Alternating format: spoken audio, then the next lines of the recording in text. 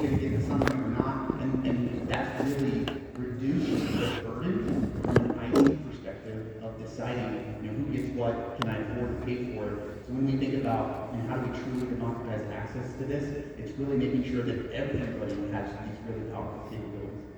Let's go Bob again there for you. Yes, I know Brad's taking the shot at me there, but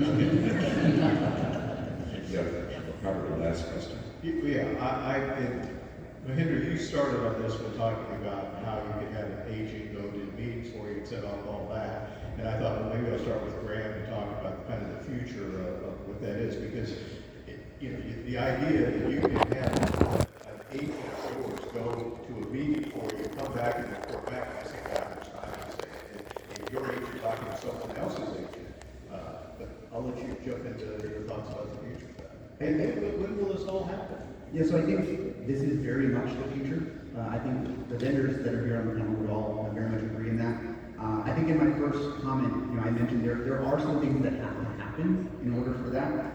So number one is memory, reasoning, orchestration is really important. I don't want to have to deal with 10,000 different agents, right? And then I'm the bottleneck. So I truly want a companion agent, which is the reason why we have it called Zoom AI Companion, where I have a single agent or single companion that can do the orchestration for me. And then that next step being the agentic reasoning action taking, where it can actually not just take the notes, right? Or moving into Zoom tasks, which we have, which assigns the tasks out to the various people that did those, but then also keeping me in the loop, but actually going into a system of action where it says, hey, do you want me to go ahead and file this JIRA ticket? Do you want me to go ahead and complete this in ServiceNow? So we are actually, we've already announced integrations between our agentic framework and companies like ServiceNow AI. And so the future where our AI agents are actually brokering these interactions on our behalf and completing these tasks, this isn't in the distant future. This is in the here and now. I think where we're on the vendor side of things, I'm not fully sure what maybe is going on with RingCentral in this space. Look, to me the future is here, and there's obviously going to be an evolution. But I'm not going to steal Kira's thunder. Our president and CEO will be speaking about this tomorrow. But having an AI receptionist being able to take your calls, take those actions, be able to flag the right information for the customer. In my opinion, there is going to be an evolution of this to where, and along the lines of where you were going with this is, there will be bots and agents for every task, and there will be an orchestration or an integration into the other bots. How well, and interoperability is a term that I think was brought up earlier, how well we operate with each other will actually be a pretty big component of this. Because going back to the customer and the customer benefit, they're not going to see the value in any one bot or any vendor, because it will serve different purposes for them. The use cases are super critical. And as we're learning with our AI receptionist, once you get the use case down, that is your use case, but then that use case is dependent on other bots. Maybe a Salesforce dip is needed, maybe a Zoom dip is needed, Microsoft dip is needed. And at the end of the day, to present that information both quickly, accurately, and in a way that's actionable is where we are headed along this journey. So a very similar sentiment, but it will evolve. It will evolve further to what the customers need. Any follow-up, because you made some comments already, I think, addition you'd like to add to that? I think, it's extremely aligned with what Graham and Akshay just said, but, one thing that I would actually perhaps add, since we have a lot of customers in the audience and like partners and other vendors as well, is I think AI shines a spotlight on having, very strong data governance. Being sensitive to data leakage, making sure that data that's available to some sort of people in enterprise is not made available to others. That's something that we spend a lot of energy on, because ultimately, customer trust is paramount to our success. And if we slip and then it kind of erodes the trust, it's going to be like, it takes a long time rebuilding the trust. And the other thing I would say is, if you think about Copilot, we were very intentional with the choice of the word Copilot. We want to make sure in everything that we do with AI, the agentic framework, that we keep humans in the loop. We provide the right oversight mechanism for humans to validate what's happening, and then create a feedback loop so you can actually make these systems much smarter. If they are kind of like veering off course a little bit because of what is the agent to do, how do you teach it and use the records and build a memory? So there is, I think, and being interoperable is absolutely going to be key because our customers operate in diverse environments, and I think it's almost non-negotiable. But I think there's going to be a lot of learnings over the next, several months, years, as we put all these systems together. And you can envision a world where you have millions of agents doing all kinds of tasks. And what is the governance model for agents? And what's the accountability model for agents? And there'll be some learnings that we have collectively as a community, as an industry, as we go along. Great. Carlos, we have a little bit of time left.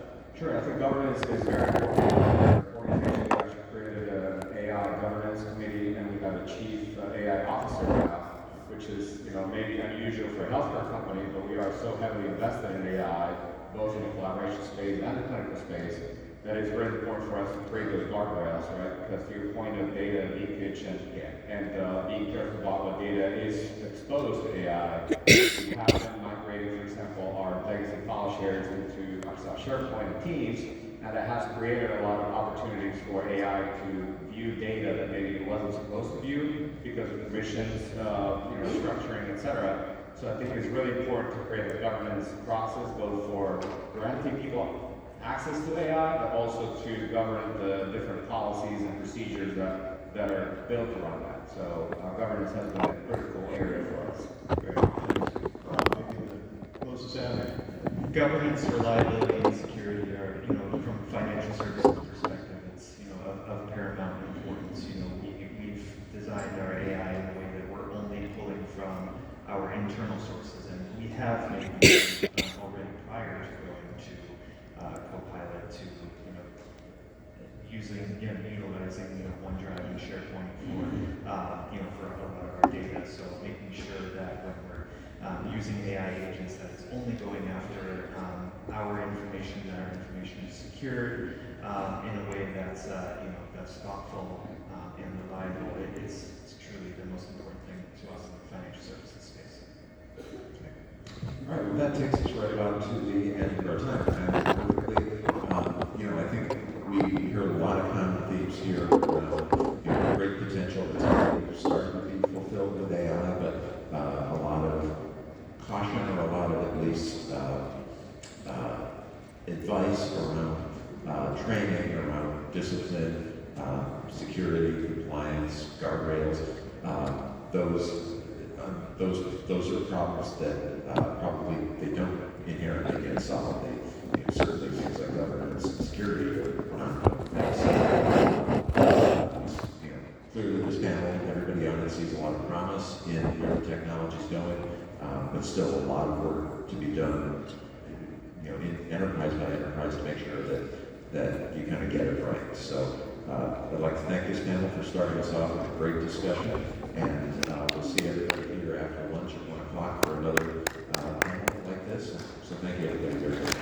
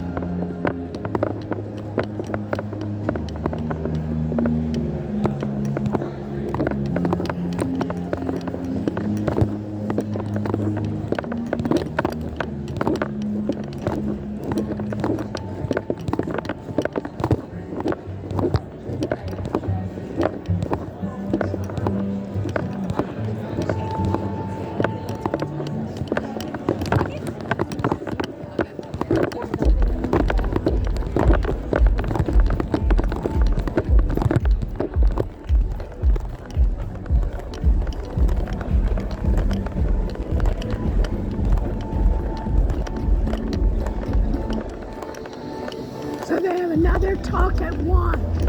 Well, lunch, we can go to the lunch. We're not supposed to, but you can see what, you know what I mean? But they have another talk at 1. But nothing in between. Now it's lunch. It's 12. We can go look at where the lunch is. But my guess is, See anything, anybody you know? no. Just somebody asked me what, I look like I'm official. Somebody asked me, what's the password for the Wi-Fi? So I look like a tech person or something.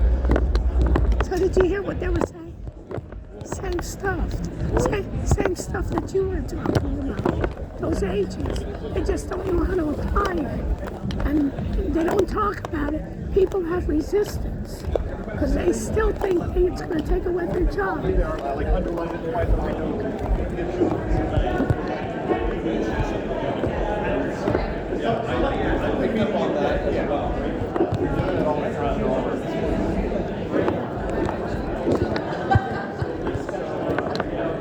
Let's go over there, let's see what's going on, and then we can go to the hotel.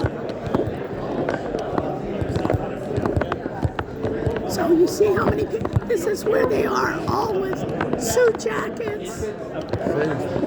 No, marketing or whatever.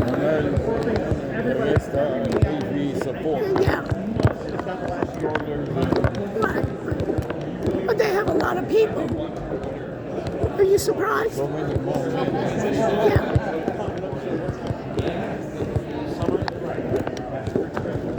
You want to go for where they have the lunch? Or?